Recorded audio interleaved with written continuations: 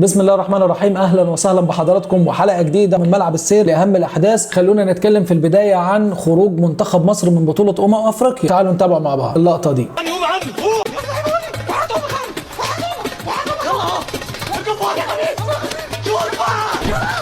تعالى بقى معايا بخيالك كده دلوقتي تشرب الشاي او القهوه الجميله وتعالى نتفرج مع بعض. لو محمود حماده احرز الهدف ده، كل وسائل الاعلام وكل صفحات السوشيال ميديا هيكون رد فعلها ايه؟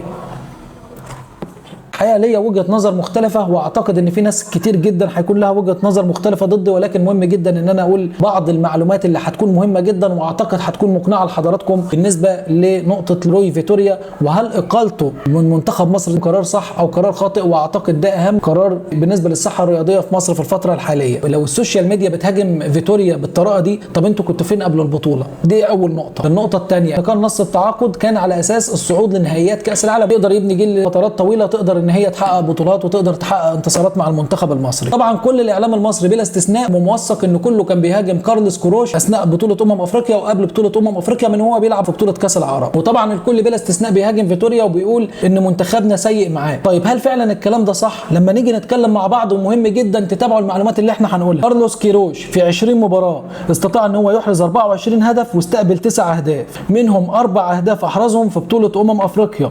ايضا استطاع ان هو يفوز في 11 مباراه وخسر في 3 مباريات و6 تعادلات. دي ارقام كارلوس كروش في 20 مباراه. طيب تعالى نتكلم على فيتوريا. فيتوريا انتصر في 12 مباراه وتعادل في 4 وخسر مباراه وحيده. وهنتكلم على معدلات الانتصار بالنسبه لعدد المباريات، هنلاقي ان معدلات الاجاده بالنسبه لفيتوريا 70%، وده طبعا معدل اجاده عالي جدا بالنسبه لمدير فني. النقطه الثالثه المهمه جدا احنا بنتكلم فيها، ما بتعملش معسكرات وما بتعملش ماتشات وديه مع منافسين اي وبي سي، وده اتكلمنا عليه قبل البطوله، خاصه ان انت عندك عناصر محليه وعناصر محترفه على عكس كل الفرق، كل معظمها عنده عناصر محترفه. فطبعا اللعيبه الدوليه دايما بتتجمع قبل البطوله باسبوع، بيقدروا ان هم يعملوا المعادله دي وبيقدروا ان هم يادوا اداء وبيتدرجوا في المستوى مع البطوله. انما احنا جماهير الشعب المصري من اول يوم عايز كره ممتعه وعايز اداء ولا اروع وعايز مدير فني على اعلى مستوى. تعالى هنا مع بعض كده في الدقيقه 7 منتخب مصر بيهاجم ب5 لعيبه في الثلث الامامي، منهم 3 لعيبه في منطقه الجزاء او 4 لعيبه، كثافه عدديه كبيره جدا في منطقه جزاء منتخب الكونغو. من اول 7 دقائق بنتكلم على مدير فني جريء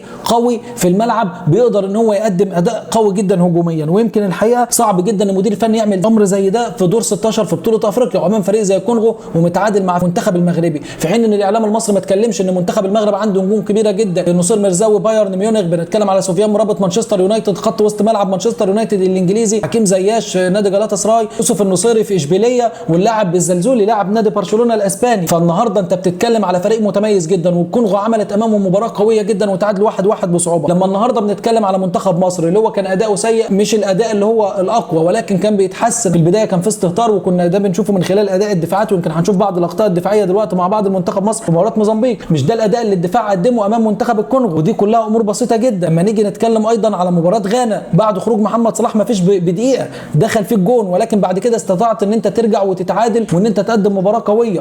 وفي مباراه راس الاخضر اللي هو طبعا كان كل بيقول منتخب مصر هيخسر سكور، ومنتخب مصر قدم مباراه قويه جدا ومن غير محمد صلاح واستطاع انه يحرز 7 اهداف في البطوله. ده ما يقولش ان احنا عندنا مدير فني قوي هجوميا وعنده فريق له شخصيه، كون ان ما فيش الانسجام وما فيش الشكل اللي احنا عايزينه اللائق. اتفق مع حضراتكم، ولكن مهم جدا واحنا بنحكم على المدير الفني ان يكون في اعتبارات كتيره جدا في ذهننا، وده للاسف ان الاعلام ما بيوضحوش. كله بيعلي صوته وكله بيزعق وكله بيمشي مع الموجه وكله بيشوف اتجاه الشارع ايه ونتكلم، ودي اسهل حاجه ان انا اشوف اتجاه الشارع ايه واتكلم زي ما الشارع عايز، لكن ده غلط. انت كنت فين بقى قبل كده؟ لكن النهارده لو هنتكلم بشكل حيادي وبشكل منصف، قبل ما تتكلم على روي فيتوريا، روي فيتوريا مع فريق نادي بنفيكا حقق 2 دوري برتغالي، وايضا محقق كاس السوبر ومحقق كاس الدوري البرتغالي، وصعد نهائيات دوري ابطال اوروبا، وخسر امام بايرن ميونخ في ظل توهجه بقياده جوارديولا مجموعه مباراتين ذهابا وايابا 3-2، وقدم مباراه ولا اروع. فالنهارده قبل ما تتكلم على مدير فني زي فيتوريا وقبل ما تنتقده، وان انت النهارده حتى ما انتش منصف ولا عادل، يعني لو بتتكلم مثلا في نقد بناء، نتكلم في نقد محترم وبندي الراجل قدره، انما لا، ده انت بتتكلم انه ما بيفهمش كوره.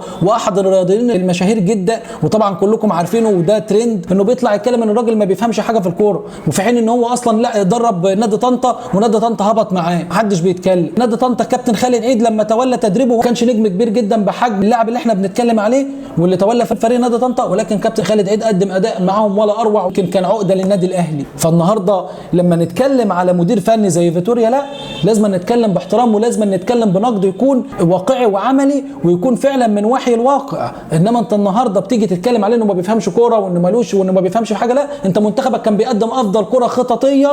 ما بتكلمش على الانسجام والاداء، الانسجام كان عندنا مشكله فيه ولكن كنا بنتطور، واعتقد ده كان واضح مباراه منتخب الكونغو وانت وصلت ب 12 كره على المرمى منهم 3 كور حقيقيه. تعال نشوف هنا الهدف اللي دخل مرماك دخل ازاي؟ هل بجمله تكتيكيه؟ هل بخطا دفاعي؟ لا، باستهتار، ان اللاعيبه كلها رافعه ايديها ومستنيه الحكم يحسب رميه التماس، بيعترضوا على رميه التماس. ما كانش الهدف دخل، دي الكره الوحيده اللي جات لهم على المرمى حقيقيه، على العكس من منتخبنا. لو اتكلمنا على كرة محمود حمادة، وايضا هنشوف برضو هنا في كرة لسيد زيزو كان داخل من على الطرف عن طريق حمدي فتحي، الحقيقة لعبها له بطريقة والاروع، كان ممكن يباصي لاي حد ويضيعها. لو المنتخب المصري احرز كل الفرص اللي حضراتكم شايفينها دي. تعالى هنا منتخب مصر ايضا هنا بيهاجم ب5 لاعيبه في منطقة الجزاء، في تكتلات هجومية.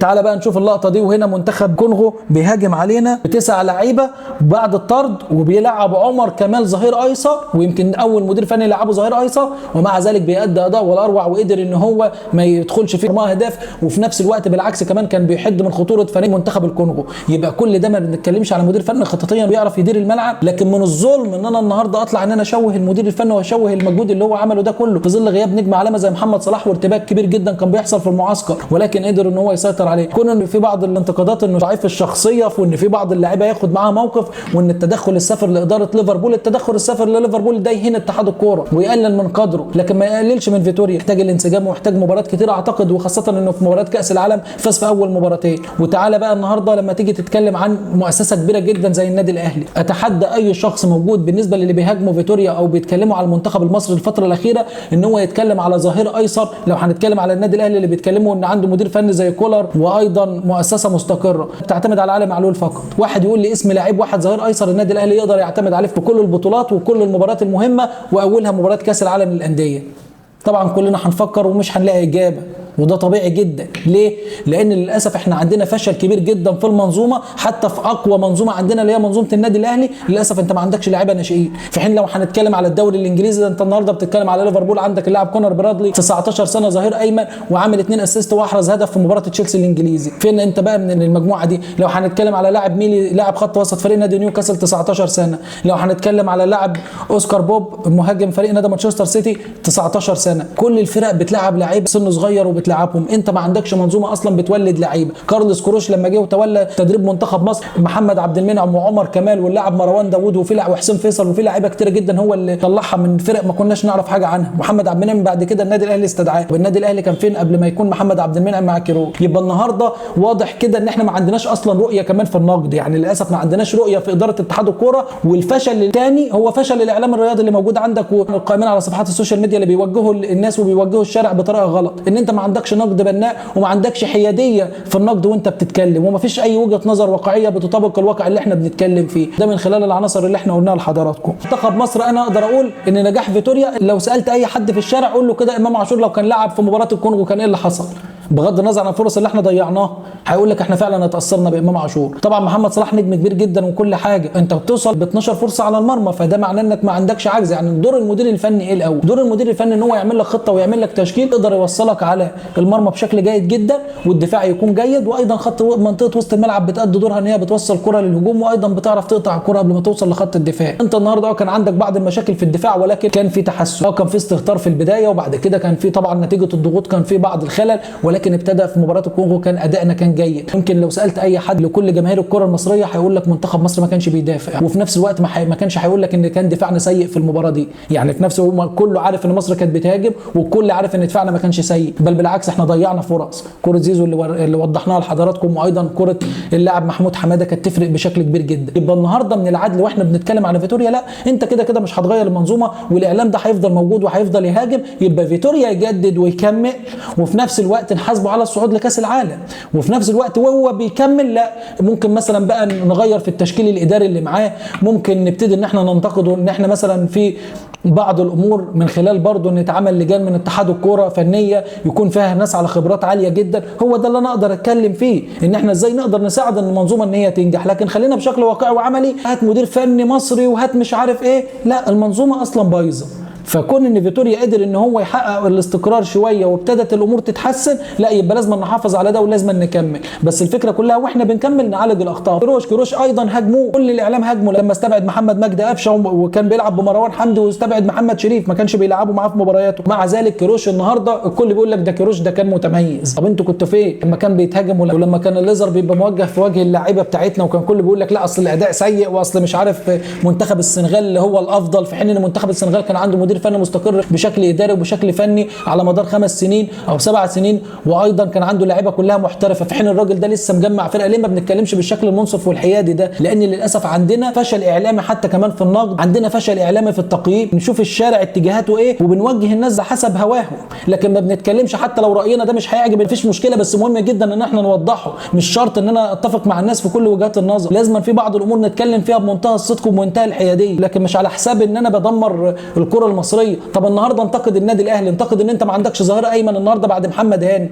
انت رحت تشتري عمر كمال، هات لي ظهير ايمن كده يكون ناشئ، انت عندك اكاديميه ما بتطلعش لعيبه ليه الفتره الاخيره. لو هنتكلم على الظهير الايسر عندك مشكله فيه، راس الحربه انت بتشتري لعيبه بملايين الدولارات عشان ما عندكش راس حربه في قطاع الناشئين، وكل ده فشل، في حين ان دي اقوى مؤسسه ومنظومه موجوده في مصر حاليا. يبقى بالتالي هنا الاعلام فاشل في نقده. ولكن لو هقارن كروش وفيتوريا انا شايف الاثنين متميزين جدا. كروش كان متميز انه كان كشاف وبيختار عناصر متميزه جدا، فيتوريا خططيا هو الاروع وهو النسخه الافضل هجوميا من كروش، وهو ده اللي يمتعك ويقدم لك كره، ولكن ساعده. يمكن في النهايه انا مش هطول على حضراتكم، ولكن اعتقد من خلال الاحصائيات ومن خلال بعض النقاط اللي احنا وضحناهم اعتقد الكل بنسبه كبيره هيكون على الاقل عنده وجهه نظر مش بالشكل العنيف اللي كانت قبل ما نسمع حلقتنا. ولكن في النهايه انتظروا مننا حلقات متميزه جدا الفتره اللي جايه.